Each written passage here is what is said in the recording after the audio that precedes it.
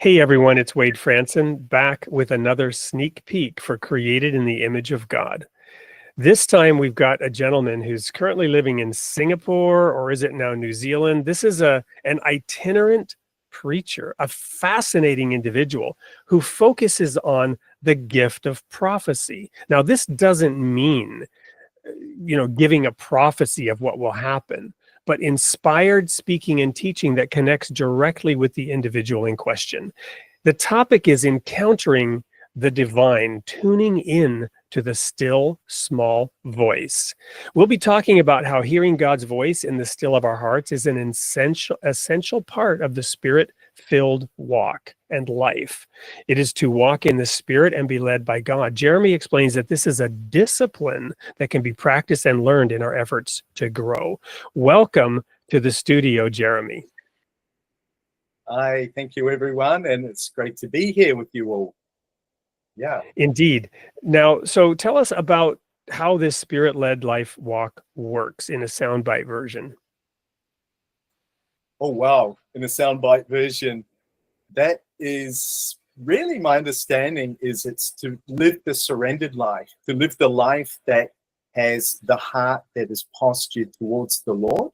And it requires a constant, I guess you would say, like the ancient monastics talked about practicing the presence of God and having an awareness of God's presence at all times, kind of interacting and surrounding us.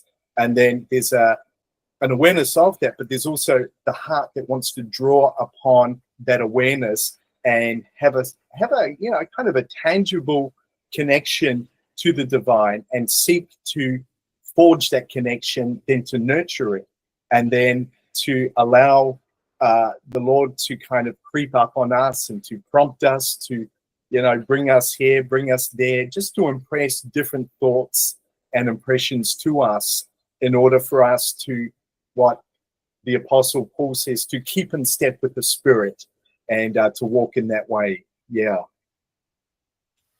Well, thank you for that. So back in the day when I was a member of a somewhat exclusive religious group, we looked down on some of the more charismatic because we felt like they were going more with their emotions and feelings, and they weren't submissive to and subjective to the objective word of God. So there's a little bit of a tension there. And today, by the way, I'm no longer so judgmental, but there's a little bit of a tension there.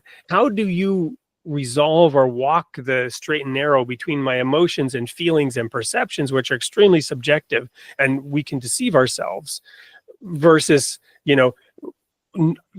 tamping those down and not allowing them to be a part of our spiritual life? How do you resolve that natural tension?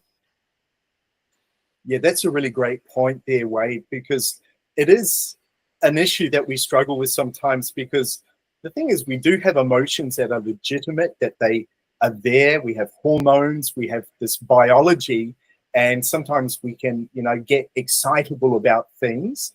But I guess for me anyway, I have to always go back to the objective as well. I have to go back and try and ground these experiences, these interactions with the Lord, these interventions sometimes to something that is objective, lest the emotions kind of kick over and take off and become the overarching kind of domineering, influence. And so I think there's ways that we can balance it.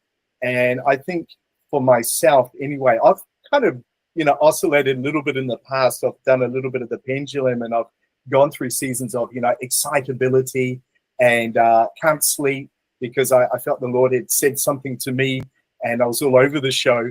I guess as I get a little bit older in the faith, I get more grounded and I start to sometimes have a wait and see attitude as well when it comes to, I think God might have said this or impressed this on me. I'm going to wait and see. I'm not going to go and sell my belongings and move to Africa based on a whim.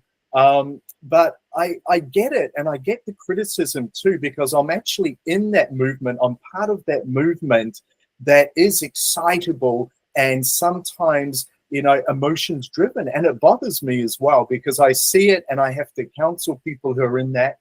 And I just have to share what's worked for me. And what's worked for me, I guess, is just, you've got to ground your experiences in something objective.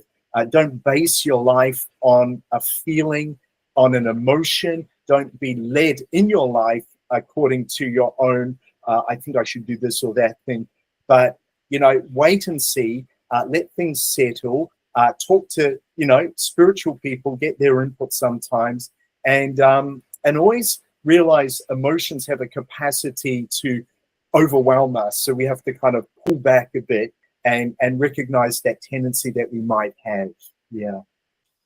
Wonderful. Well, there's a lot there, as you can see already, speaking now to the audience, and we're going to dig a lot deeper into all that in the show. This is going to be a meaty, real, helpful, practical, and also inspiring show with Jeremy. Jeremy, I'm so honored to have you here. I can't wait to do this live in the studio with you on April 15th. And for the audience, this is one you're not going to want to miss. See you there.